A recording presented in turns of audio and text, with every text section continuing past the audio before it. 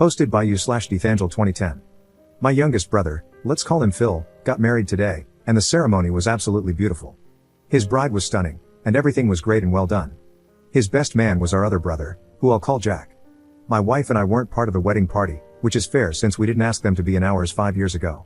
After the ceremony, we took pictures and attended the cocktail hour. It was nice to catch up with some out-of-town family and old family friends. Jack and I were talking about the day they all had. It was very eventful for my now sister-in-law, but that's another story, and then everyone was called inside for the reception. We went in and had dinner. My wife and I were starting to get a little tired, but I told her I really wanted to hear Jack's best man speech, so we agreed to wait. I wish we hadn't. Jack went up, introduced himself, and started his speech.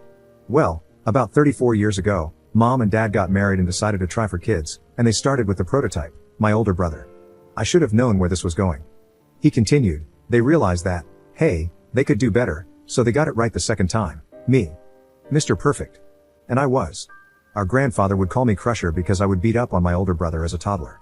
We were always opposites and didn't really get along a whole lot.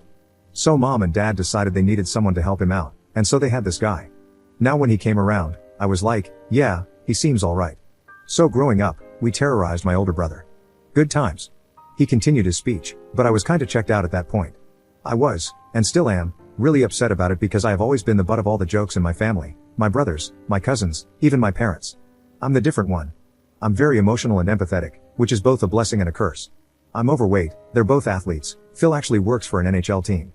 I enjoy D&D, reading, and being a nerd. They like sports and outdoor activities. You get the idea. I got up, and my wife went to the bathroom before we decided to leave. Jack found me and said, you good? I meant to say at the beginning of my speech that I apologize because my older brother is probably going to get upset. I just looked at him and said, you're good, but I would have appreciated a heads up that that's what you were gonna do. He looked at me and just said, if I did that, I wouldn't have gotten the genuine reaction. I just walked away, met my wife, and we left. I asked her, am I crazy? Was his best man speech really just a ton of shots at me? She said, it seems like he was trying to be funny, but not everything landed. And yes, you were the butt of his jokes. I drove home pretty much in silence. I'm tired of always being the butt of all the family jokes. We're supposed to have lunch with extended family tomorrow, and the only reason I'm going is that I only see these family members maybe once a year. I don't want to see Jack or really anyone else from my immediate family. Do I have a right to be upset, or am I being overly sensitive? Commenter. Here's the real deal. His parting remarks to you as you were leaving show he meant to hurt you. He wanted that hurt reaction. He literally said it. Translation, I kind of like you, but I must have the stage, and if my moment in the spotlight is at your expense, I'm going to make it count. He's the type of person whose favorite motto should be, you'll get over it. Update 2 days later. Before I talk about the lunch, I'll share what happened to the bridal party, as it becomes relevant to why Phil didn't come. The bridal party was hit by a pickup truck right outside the venue. The truck was going 55, and the girls were stopped. Both vehicles were totaled, but they were adamant about going on with the ceremony and getting checked out later. So, Phil took his wife to the hospital today. Thankfully, there were no major injuries. Now, about the lunch. My wife sat down with the family, and we were all chatting. At one point, my uncle said, Phil's speech was very sweet. I couldn't have given that without crying. My mom added, yeah, he had something prepared because he practiced it with me, and he changed it after the wreck.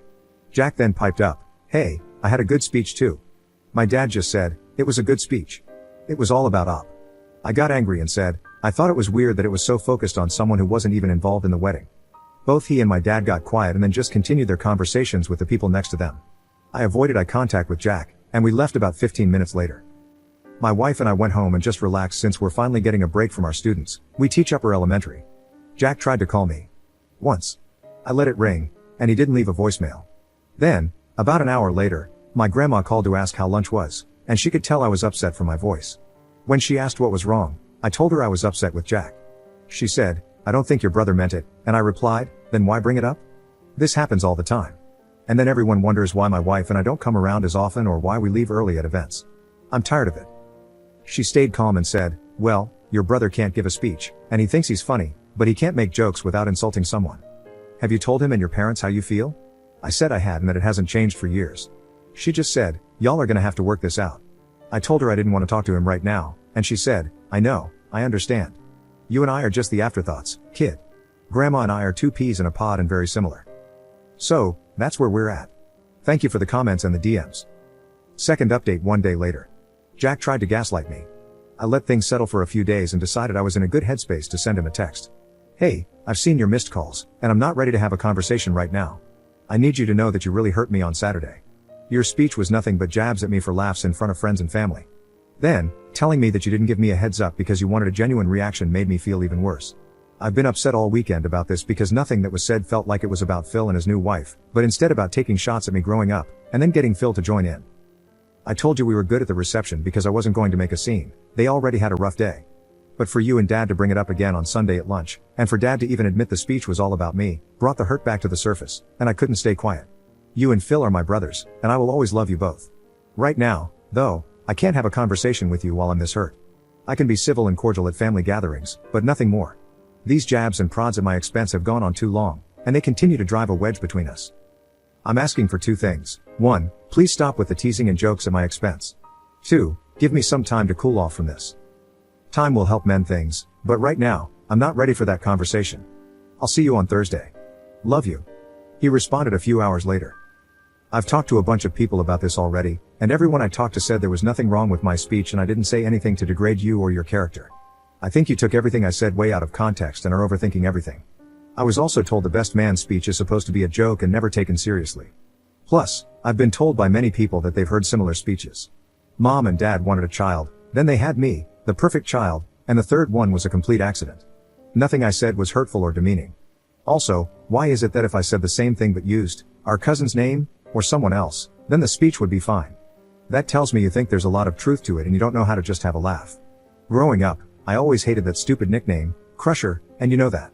What was said that was so hurtful exactly? And Dad never said the speech was about you. I was angry, and my wife could see I was on the verge of tears. I called my grandma and asked to go to her house to talk. When I got there, she said, "So, what's up, kid? You know, Jack feels really bad about this situation. He was talking to me about it last night." I replied, "Really? Because that's not what this text says." I read her the conversation, and she just said, "He's a jerk who doesn't want to admit he's wrong." We talked for a little while longer, and she said, "You are not overreacting here. If this was a one-time thing, I'd say you are. But you've been putting up with this stuff your whole life."